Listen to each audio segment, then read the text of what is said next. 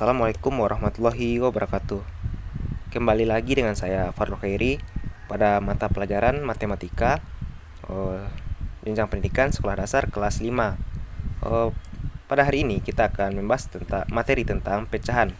Adapun capaian pembelajaran kita pada hari ini yaitu pertama, mengenal dan memahami berbagai bentuk pecahan seperti pecahan biasa, pecahan campuran, desimal, dan pecahan senilai. Dan yang kedua itu kita akan menjumlahkan, mengurangi, perkalian dan pembagian pecahan dengan penyebut yang sama ataupun yang berbeda.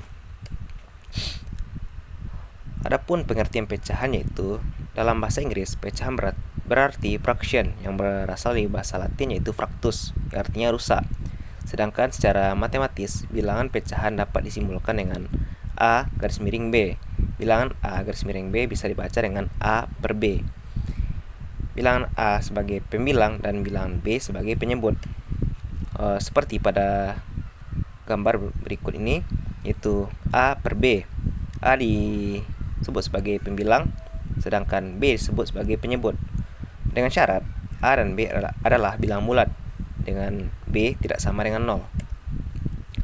Adapun jenis-jenis dari bilangan pecahan yang terbagi menjadi 4 itu pecahan biasa, pecahan campuran, pecahan desimal, dan pecahan senilai. Pecahan biasa dapat berupa pecahan murni ataupun pecahan tidak murni. Jika nilai pembilang lebih kecil daripada penyebut seperti A lebih kecil dari B, maka disebut sebagai pecahan murni. Contohnya itu 1/2, 2/3, 3/4, ataupun 7/8 dan seterusnya.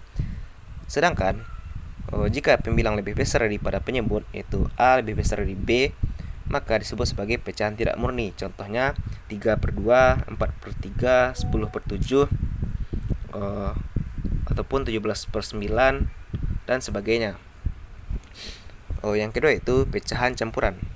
Pecahan campuran dapat diperoleh dari pecahan biasa tidak sejati dengan pembagian porogapit yang bersisa. Pecahan campuran terdiri dari bilang bulat dan bilangan pecahan biasa.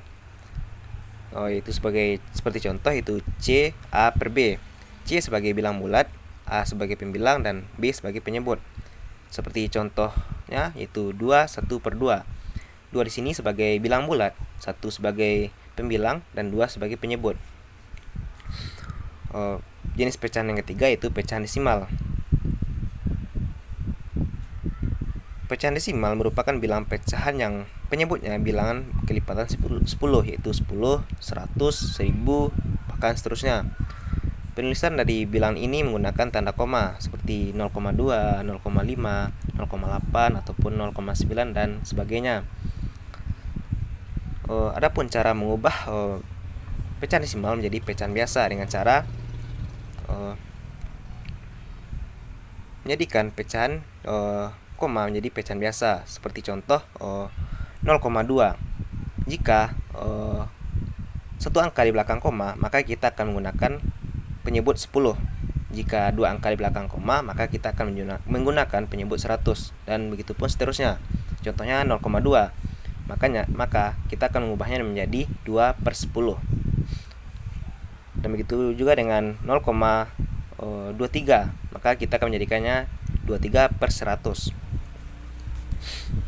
Yang jenis pecahan selanjutnya itu pecahan senilai. Pecahan senilai merupakan 2 atau lebih bilangan pecahan yang memiliki perbandingan yang sama antara bilangan dan penyebutnya. Contohnya 1/2 senilai dengan 4/8. Karena 4/8 jika kita sederhanakan, maka akan menjadikannya 1/2 dengan cara penyebut dibagi dengan 4 dan pembilang juga dibagi dengan 4, maka hasilnya sama dengan 1/2. Maka 1/2 senilai dengan 4/8. Nah, selanjutnya kita akan membahas tentang operasi bilangan pecahan. Bilangan pecahan yang kita bahas yaitu penyebelahan, pengurangan, perkalian, dan pembagian. Yang pertama itu penyebelahan.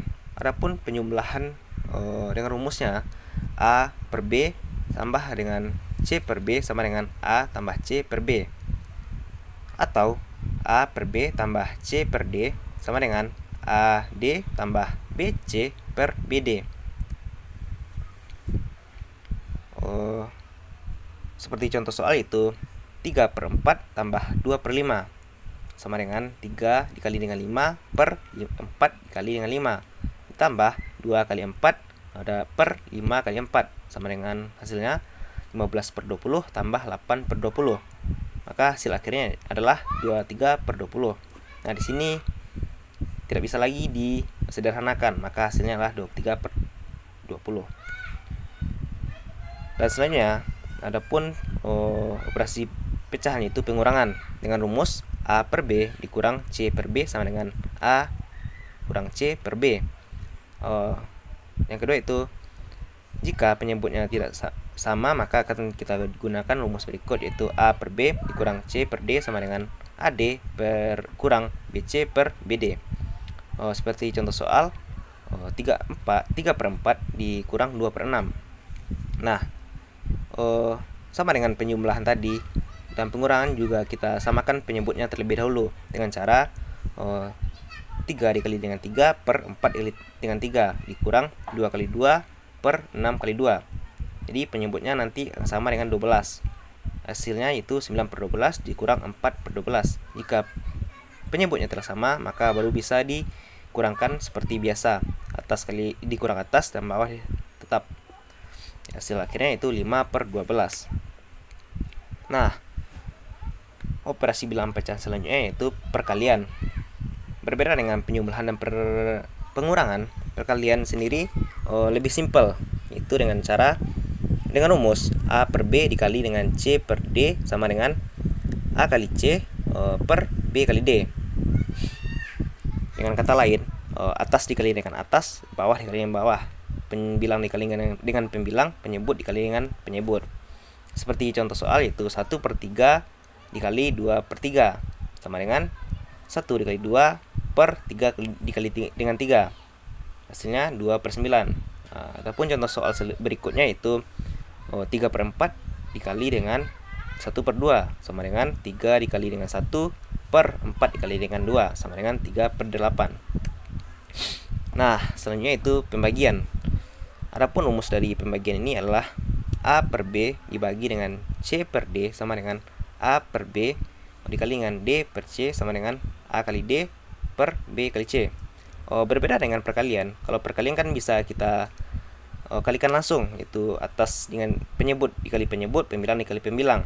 Sedangkan kalau pembagian yang pecahan pembaginya harus kita balikkan dulu dengan hasilnya, nanti akan pembagi diganti dengan perkalian. Barulah nanti perkalian tersebut kita operasikan dengan seperti biasa, yaitu atas kali atas dan bawah kali bawah. Seperti contoh soal itu 1/4 dibagi 2/3 sama dengan 1/4 dikali dengan, dan setelah dikali maka pembagi yang tadi di pembilangnya dijadikan penyebutnya diganti dengan pembilang, itu 3/2 sama dengan baru dikali atas kali atas, bawah kali bawah, itu 1 kali 3 per 4 kali 2 sama dengan 3/8. Nah, mungkin sekian materi kita pada hari ini.